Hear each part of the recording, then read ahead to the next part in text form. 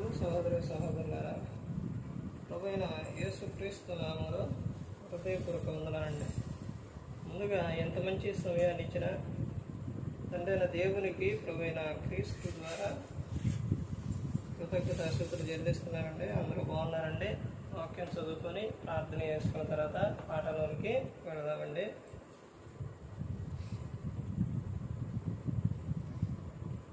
Mark గారు రాసిన సువార్త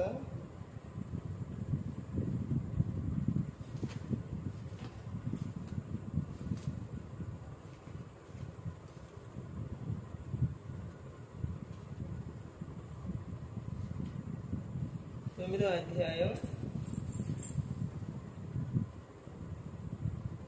38వ వచనం. అంతటా యోహాను, బోధకుడా, ఒకడు నీ పేరట దెయ్యములను వెళ్ళగొట్టడ చూచితివి.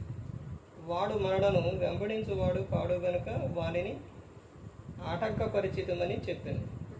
అందుకు యేసు, వానిని ఆటంకపరచుకుడి, నా పేరట అద్భుతము చేసి నన్ను చులకనగా నిందింపగా వాడెవడనూ లేడు. మనకు విరోధి కాని వాడు మన పక్షముగా ఉన్నవాడే. ప్రార్థన యేసు. పరలోకమందున్న మాట, పరిశుద్ర ప్రేమ గల తండ్రి, గొప్ప తండ్రి, యెహోవా తండ్రి, ప్రియకుమారుడు యేసు క్రీస్తు ప్రభువారి ద్వారా కృతజ్ఞతాస్తుతులు చెల్లిస్తున్నాము నాయన. ఈ రాత్రి వేళ మా అందరితో మాట్లాడమని మా ప్రభువైన యేసుక్రీస్తు నామములో వేడుకుంటున్నాం తండ్రి. ఆమేన్. ప్రభువైన యేసుక్రీస్తు నామములో హృదయపూర్వక వందనాలండి. దేవుని కుమారుడు యేసుక్రీస్తు ప్రభువారు ఈ లోకానికి వచ్చిన తర్వాత పరలోక రాజ్యం సమీపిస్తుంది కనుక మారు మనసు పొందమని ప్రకటింప మొదలుపెట్టారు.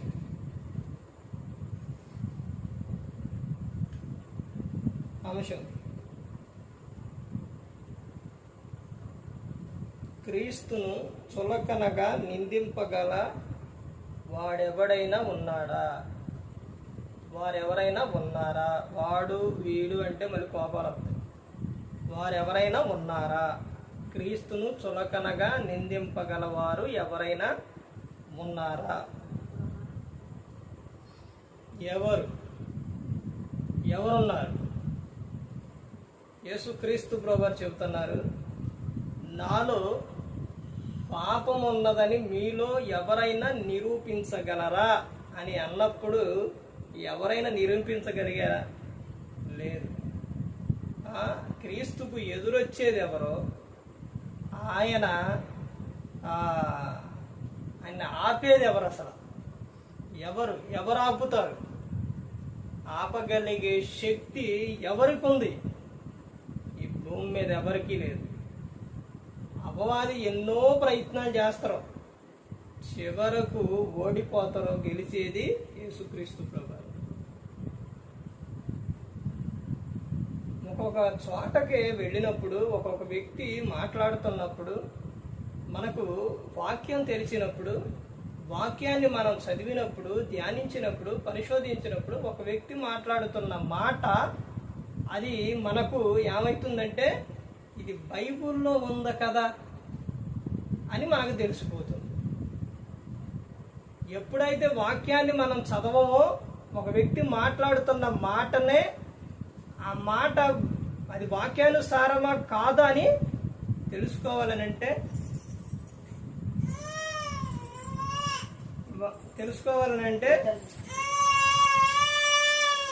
బైబుల్ చదవాలి. బైబుల్ చదివితేనే, బైబుల్ ధ్యానిస్తేనే అర్థమవుతుంది. ప్రతి ఒక్కటి కూడా ఎవరు ఏది చెప్పినా, ఎవరు ఏది మాట్లాడినా, ఎవరు ఎలా ప్రవర్తించినా ప్రతి ఒక్కటి కూడా మనకు తెలియాలి అని అంటే ముందు వాక్యం మనలో ఉండాలి. ఒక వ్యక్తి ప్రవర్తన గురించి, ఆ వ్యక్తి ప్రవర్తన ఏ విధంగా ఉంది, ఆ వ్యక్తి భర్త పట్ల ఎలా ఉండాలి, మరి లేకపోతే భార్య పట్ల భర్త ఎలా ఉండాలి, పిల్లలు ఎలా ఉండాలి అన్నదే నువ్వు వాక్యం చదివితే నీకు అర్థమవుతుంది. అంటే నువ్వు వాక్యం చదవకపోతే నీకు తెలియదు. నువ్వు కోపపట్టం తప్ప, అరవటం తప్ప, ఆవేశం తప్ప, లేకపోతే నీకు ఎలాంటివి తప్ప నీకు ఇక ఏ పని ఉండదనమాట, ఏది రాదనమాట. బైబిల్ చెప్తున్న విధానం ఏంటి? బైబిల్ చెప్తున్న విధానం ఏంటి? కోపపడు కానీ పాపం చేయొద్దు అని చెప్తాను. నీ కోపం సూర్యుడు అస్తమించే వరకే ఉండాలని చెప్తున్నారు. ఈ కుటుంబ కూడికల్లోని స్త్రీ గురించి, పురుషుని గురించి, వీటి గురించి చెప్పి చెప్పి చెప్పి చెప్పి ఎన్నో ఎన్నో అంశాలు ఎన్నెన్నో చెప్పారు. కొంతమంది అయితే చాలా మంది స్టేటస్లో ఇవే వస్తున్నాయి, స్త్రీల గురించి ఇవేంటి అని వస్తాయి. నువ్వు మారితే, మార్పు చెందితే, నీ జీవితం నువ్వు మార్చుకుంటే అవి ఎందుకు వస్తాయి నీకు అర్థమవుతుంది. నువ్వు మారకపోతే నీకు అలాగేముంటుంది. క్రీస్తును చులకనగా నిందింపగల వారు ఎవరైనా ఉన్నారా? ఎవరైనా ఉన్నారా అనంటే భూమి మీద ఎవరు కూడా లేరు. ఒక వ్యక్తి యేసుక్రీస్తు ప్రభువారి దగ్గరకు వచ్చినప్పుడు, లేకపోతే ఆయనలోకి వచ్చిన వ్యక్తిని మరొక వ్యక్తి అంటే ద్వేషించడం. ఇదిగో మేము ఎలా ఉన్నాం, మేమే క్రీస్తుని ఎక్కువగా నమ్ముకున్న మేము ఈ పని చేస్తున్నాం, మేమే గొప్ప అని చెప్పుకుంటుంటారు. ఒక వ్యక్తి కొంచెం చిన్న సేవకుడైనా, లేకపోతే అప్పుడే వస్తున్న వ్యక్తి అయినా, లేకపోతే అప్పుడే మారిన విశ్వాస అయినా, వీరి విషయాల్లో సీనియర్గా ఉన్నవారు ఏం చేస్తుంటారంటే చులకనగా చూస్తుంటారు. అంటే వేరే విధంగా చూస్తుంటారు. ఇది నేను చెబుతున్న మాట కాదు. ఎవరు చెబుతున్న మాట? ఎవరు చెబుతున్న మాట? అసలు మనం ఎప్పుడన్నా బైబిల్ చదివామా? ఏదైనా మాట చెబితే మనిషికి ఏమొచ్చిందంటే ముందు కోపం వచ్చింది. అసలు అది బైబిల్లో ఉందో లేదో అన్నది నువ్వు వాక్యం చదివితేగా. ఎప్పుడైనా చదివితే ఒక సందర్భం చెబుతున్నారంటే ఇక నీలో తప్పు ఉంటే అది నీ గురించే, ఎదుట ఉన్న వారిలో తప్పు ఉంటే అది నీ గురించే, అది ఆడ గురించే అనుకుంటారు.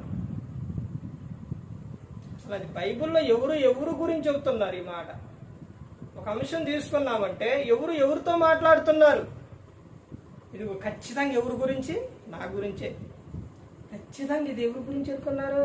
వాళ్ళ గురించే.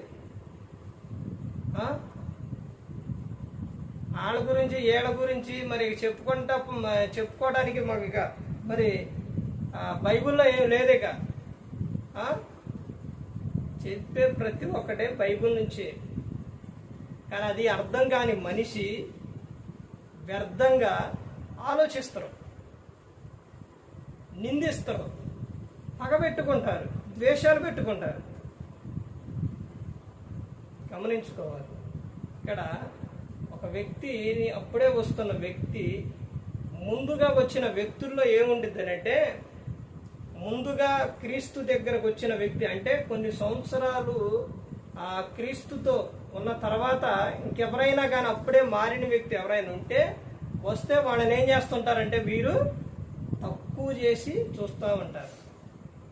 యేసుక్రీస్తు ప్రభు అలా ఎప్పుడు చూడలేదండి. అదే చెబుతున్నారు ఇక్కడ. ఆ సందర్భమే జరుగుతుంది ఇక్కడ. ఏం సందర్భం జరుగుతుంది? ఒక వ్యక్తి దెయ్యాలను అద్భుతాలు చేసి దెయ్యాలను ఎలగొట్టిండు. ఎవరి పేరట చేసేది? క్రీస్తు పేరటే. కాకపోతే ఈ శిష్యులేమో, యాహాను వీళ్ళేమో యేసుక్రీస్తు ప్రభు దగ్గర ఉన్నారు, అతనేమో దూరంగా ఉండి చేస్తుండు. ఆ సందర్భం యేసుక్రీస్తు ప్రభు చెబుతున్న విషయం అక్కడ మాట్లాడుకుంటున్న సందర్భం చూడండి. అంతటా యాహాను బోధకుడా. ఎవరు చెబుతున్నారు? ఎవరి దగ్గరకు వచ్చి చెబుతున్నారు? యాహాను యేసుక్రీస్తు ప్రభు దగ్గరకు వచ్చి చెబుతున్న సందర్భం ఇది చెబుతున్నారు. ఏమని చెబుతానంటే, ఒకడు నీ పేరట దెయ్యములను ఎల్లగొట్టుట చూచితిమి, యేసు నామములో దెయ్యాలు వదిలిపోవునుగాక. అంటే దెయ్యాలు ఏమైనా వదిలిపోయినాయి. ఆ నామం చెబితే దెయ్యాలు పారిపోతాయి. యేసుక్రీస్తు నామం చెబితే అద్భుతాలు జరుగుతాయి. ఈ వ్యక్తి ఆ నామం చెప్పి దెయ్యాలను ఏం చేసిండు? వెళ్ళగొట్టిండు. ఇప్పుడు యేసుక్రీస్తు నామం చెప్పకపోతే పోతాయా అంటే పోవు. ఆ నామానికే పవర్ ఉంది. మరి ఆ వ్యక్తి కూడా ఏ నామం వాడిందంటే యేసుక్రీస్తు నామమే వాడిండు. వాడినప్పుడు ఆ దెయ్యం ఏమైంది? పోయింది. అది ఎవరు చూశారు? యాహారు గారు చూశారు. ఇప్పుడు యాహారు గారు ఏం చెప్తున్నారంటే, వాడు మనలను వెంబడించువాడు కాడు. అంటే మన ఎమ్మటి రావట్లేదు ప్రభా, మన దగ్గర ఉన్న వ్యక్తి కాదు, అతను ఎక్కడో దూరంగా ఉండి, ఎప్పుడు మన దగ్గరకు రారా, దూరంగా ఉండి నీ నామూన దెయ్యాలు వెళ్ళగొడుతుండో. అంటే మన దగ్గరకు రాకపోతే, మన ఎమ్మటి లేకపోతే, చూడండి అసలు మనుషుల్లో ఆలోచనలు చూడండి ఏ విధంగా ఉంటాయి. మన ఎమ్మడించువాడు కాదు అని చెబుతూ తర్వాత ఏమని చెప్తున్నారు? కాడు గనుక వాడిని ఆటంక పరిచితిమని చెప్పెను. నువ్వు ఎందుకు మా ఎమ్మటి నువ్వు మాలో ఒకడో కాదు కదా, మా వెమ్మటి రావట్లేదు కదా, మేమంటే యేసుక్రీస్తు ప్రభువారి దగ్గరే ఉన్నాం. మరి నువ్వేమన్నా యేసుక్రీస్తు ప్రభువారి దగ్గర ఉన్నావా? ఆయన ఎంట ఉన్నావా? లేవు. అయినా నువ్వేం చేస్తున్నావు? నువ్వు ఆ నామం చెప్పి దెయ్యాలు వెళ్ళకూడదు. కుదరదు. ఒకళ్ళు ఆ సంఘం, ఒకళ్ళు ఈ సంఘం. సంఘాల గురించి చూడండి, మనుషుల్లో వ్యక్తి చూడండి, పరుని సేవకునికి తీర్పు తీర్చుట నువ్వెవరో అని చెబుతున్నారు. మరి ఇప్పుడు యేసుక్రీస్తు ప్రభువారు ఏం చెప్పారు చూసారా? బైబుల్లో ఏదైతే ఉందో యేసుక్రీస్తు ప్రభువారు అక్షరాలుగా అదే చెప్పారు. మనిషి మాత్రం ఏం చేస్తారో సేవకులకే ఈ రోజున పడట్లేదండి. ఒక సేవకుడు అంటే ఇంకో సేవకుడికి నచ్చదు, ఒక సంఘం అంటే ఇంకో సంఘానికి నచ్చదు. క్రీస్తులో బాప్తిస్మం తీసుకున్న ప్రతి ఒక్కరు కూడా క్రీస్తును ధరించుకున్నవారు. అది ప్రతి ఒక్కరు కూడా తెలుసుకోవాలి. ఇక్కడ అతను మన వెంబడించట్లేదు, మన దగ్గర రావట్లేదు, అతన్ని మేమేం చేసాం, ఏం చేసాం ఆటంకపరిచాం అని యేసుక్రీస్తు ప్రభువారు చెప్పిన యేసుక్రీస్తు ప్రభువారికి యోహాను గారు చెప్పారు. తర్వాత అందుకు యేసు వానిని ఆటంకపరచకుడి, ఆటంకపరచొద్దు. ఎందుకు ఆటంకపరుస్తారు అంటే, ఇప్పుడు ఇక మీ అమ్మటి ఇక్కడ లేకపోతే ఇక మీరు ఇక ఆయన్ని ఆటంకపరచడమేనా? ఆటంకపరచవద్దు. తర్వాత చెబుతున్నారు చూడండి, నా పేరట అద్భుతం చేసి నన్ను చులకనగా నిందింపగలవాడెవడనూ లేడు. నా పేరట అద్భుతం చేసి నన్ను చులకనగా నిందింపగలిగే వాడి భూమి మీద ఎవరు లేరు. యేసుక్రీస్తు ప్రభువారిని ఆయన పేరట అద్భుతం చేసి ఆయనను చులకనగా చేసేవారు ఎవ్వరు కూడా భూమి మీద ఉన్నారనంటే లేరు, ఎవ్వరూ లేరు. అదే చెబుతున్నారు యేసుక్రీస్తు ప్రభువారు. మనకు విరోధి కాని వాడు మన పక్షముగా నున్నవాడే. ఇప్పుడు నా నామమే వాడుతుండో ఆ దెయ్యాలు వదిలిపోతున్నాయి. అంటే అతను నా నామం వాడుతున్నాడని అంటే ఎక్కడుండ అతను ఎవరి పక్షాలు ఉండవు? నా పక్షానే ఉండవు. అంటే మన పక్షముగా ఉన్నవాడు మనకు విరోధి కాడు. అదే నా నామం వాడకుండా, నా పేరు చెప్పకుండా చేస్తే మనకి విరోధి అయితే ఆడు అపవాది సంబంధి. కానీ అతను ఏం చేస్తాడు? నా నామమే వాడుతాడు, మన పక్షానే ఉన్నాడు. మనకు అతను ఎవరో విరోధి కాడు అని చెప్తున్నాడు. కానీ మనుషుల్లో ఉన్న ఆలోచన చూసారా? మనిషికి యేసుక్రీస్తు ప్రభువారికి ఉన్న విధానం చూసారా? యేసుక్రీస్తు ప్రభువారు బైబిల్ గ్రంథంలో చెప్పిన ప్రతి ఒక్కటి వాడిచ్చారు. ఆయన పాత నిబంధన ఏం చేశారు? ఆయన నెరవేర్చారు. యేసుక్రీస్తు ప్రభువారు అంత ప్రేమ కలిగిన ఆయన, అంత శక్తిమంతుడు. ప్రతి ఒక్కటి వాక్యానుసారంగా చూడాలి. కానీ ఈ రోజున మనిషికి వాక్యానుసారంగా చెబితే నచ్చుతుందా? నచ్చట్లేదు. ఇదిగో పిల్లల్ని ఇలా పెంచాలి, ఇదిగో పిల్లల విషయాల్లో ఇలా ఉండాలి, పిల్లల విషయాల్లో ఇలాంటి జాగ్రత్తలు తీసుకోవాలి. ఇది బైబిల్లో ఉందా లేదా? బైబిల్లో ఉందా లేదండి? బైబిల్లో ఉన్నాయి. వాళ్ళ విషయాల్లో జాగ్రత్తలు తీసుకోవాలి. వాడు బహుమానం. ఇదిగో భార్య ఇలా ఉండాలి అని భర్త చెబితే భార్య వింటుందా? వినదో. నాకు తెలుసులే, నువ్వు చెప్పేది ఏంటి? బైబిల్ గ్రంథం అదే చెబుతుందా? ఎదురు సమాధానం చెప్పమని, ఎదురు తిరగమని, లేదా కోపపడుమని ఇదే చెబుతుందా బైబిల్ గ్రంథం? భయము కలిగి ఉండాలని బైబిల్ గ్రంథం చెబుతుంది. లోబడి ఉండాలని, నీ స్వపురుషునకు లోబడి ఉండాలని చెబుతుంది. కానీ ఈ రోజున భార్యలు ఎలా ఉన్నారంటే తన సొంత భర్తకు లోబడట్లా, పొరుగు వారికి లోబడుతున్నారు, పొరుగు వారి మాట వింటున్నారు. నీ భర్తకు నువ్వు లోబడాలి, ఇది బైబిల్లో ఉన్న సత్యం. ఇది చెబితే ఆ మనిషికి ఏమొస్తుంది? కోపం వస్తుంది. భర్తకు ఇదిగో ఏమండి ఇలా ఉండాలి, ఈ ప్రేమ కలిగి ఉండాలండి, ఇలా ఉండాలి రండి అని అలా చెప్పినప్పుడు వాక్యం చెప్పాలి. ఏది చెప్పినా ప్రతి ఒక్కటి వాక్యం చెప్పాలి. నీ భర్తకు ఇదిగో బైబిల్ గ్రంథంలో ఇదిగోండి ఈ మాట ఉంది అని చెప్పాలి. ఒకవేళ నీకు రిఫరెన్స్ గుర్తు లేకపోతే ఇంకో దేవుడు ఇలా చెప్పాడండి, ఇదిగో ఇలా చెప్పారండి, బైబిల్లో ఉందని చెప్పాలి. భార్యకు కూడా చెప్పాలి, పిల్లలకి చెప్పాలి. ఉందా లేదండి బైబిల్ ఇలా చెప్పమని? ఇంకా మీకు రిఫరెన్స్లు కావాలంటే ద్వితీయోపదేశకాండం 6వ అధ్యాయం 4వ వచనం నుంచి 6వ వచనం అక్కడి నుంచి చూస్తే ముందు వినాలి, తర్వాత పిల్లలకు నేర్పాలి. తర్వాత తీతుకు రాసిన పత్రిక 2వ అధ్యాయంలో వృద్ధ స్త్రీల గురించి ఉంటుంది, యవన స్త్రీల గురించి ఉంటుంది. తర్వాత పేతురు గారు రాసిన పత్రికలోనే ఆ స్త్రీ మంచి ప్రవర్తన కలిగి ఉంటే భర్తను మార్చుకోగలుగుతుంది అని ఉంటుంది. ఇలాంటి సందర్భాలు చాలా ఉన్నాయి. ఎఫెసీయులకు 5వ అధ్యాయం 22వ వచనం 33వ వచనం ఆ సందర్భాలు చాలా కోట్ చేస్తున్నాయి.